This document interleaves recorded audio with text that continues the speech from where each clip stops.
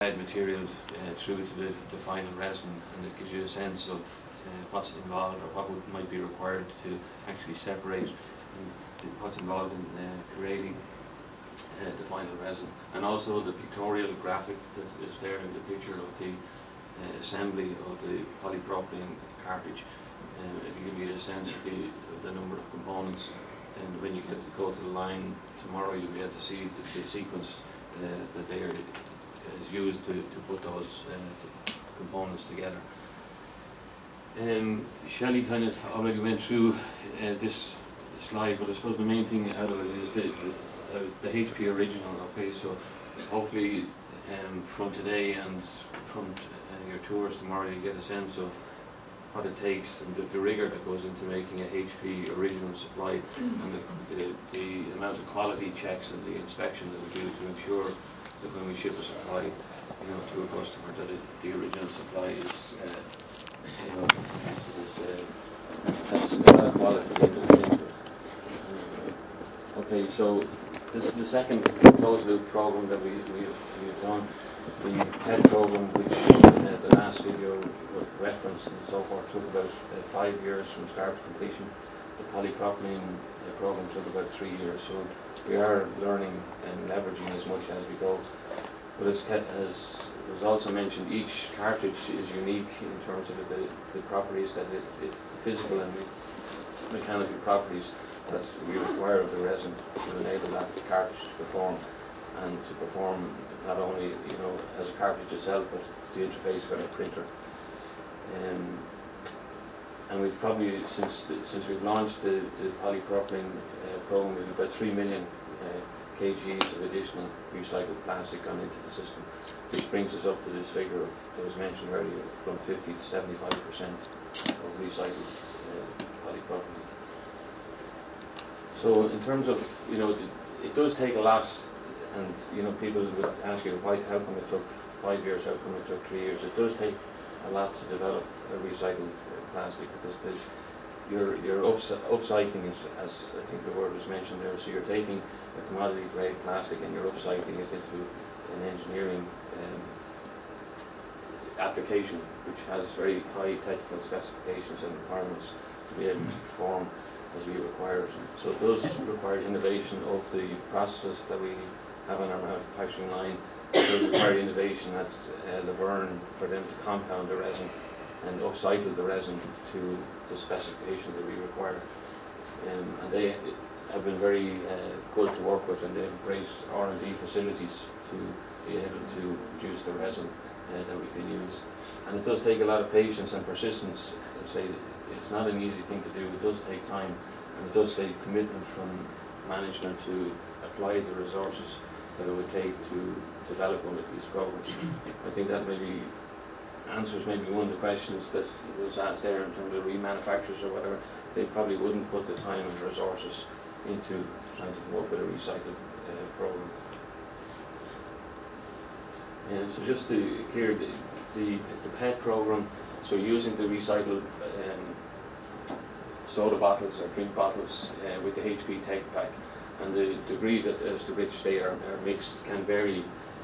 But the key is that Laverne, with the additives that they put in, they make sure that their compounding produces a resin with the technical specifications that we require to be able to produce the cartridge. One of the big differences between the PET program and the polypropylene program was the PET program, you were going from a black cartridge made with virgin resin to a black cartridge made with recycled resin. On the polypropylene program, these cartridges, as you can see there, what you were originally grey, moving from a grey plastic to a black plastic caused unique challenges in terms of trying to be able to manufacture. And I'll go into a little bit of detail about that. But again, Laverne would have to have reformulated and using different additives or whatever. It's proprietary to them, I suppose. I don't necessarily understand all the chemistry. But that is one of the reasons why they went to be able to do the chemistry to work in the compounding process, then again end up with specific targeted properties. The hangers were the more suitable material. Yeah, so just to go into a little bit of detail then in terms of trying to go to grey plastic from black plastic. These are going to have a sequence for me. Okay, I'm going to come back to that last one. For the PET, if I start, you know, you saw a video there of the recycled process. That largely was for the PET process and somewhat standard in the industry in terms of trying to separate, say, the foam and the plastic, in the sense that the foam will float in a water type process. The foam will float and the plastic will sink. So it's relatively easy to separate the two components so that you can then wash that and get clean shred to send on to the burn out of the recycling process. With the polypropylene, you obviously have a problem where polypropylene floats is the same as the foam. So trying to separate the two of them is quite different. So you needed to develop an air column separator to separate the foam and the plastic for the polypropylene. And that is also much more dependent on a very fairly consistent grade of shred for the separation to happen in the air column separator. Sorry? Yeah, I think we have a question. If you give me a minute, I'll come to questions at the end. So that was a difference that they had to develop at the recycling centres or whatever, and then ship that to Laverne. So just to recap on finding a suitable material to go with our recycled cartridges or whatever, we ended up with hanger material, and that's because working with Laverne, the additives that they could add to the mix in the compounding process to achieve the specification limits, it was most suitable. We did look at something like Starbucks coffee cups, and we did look at American Airline drink cups. They were two that we looked at.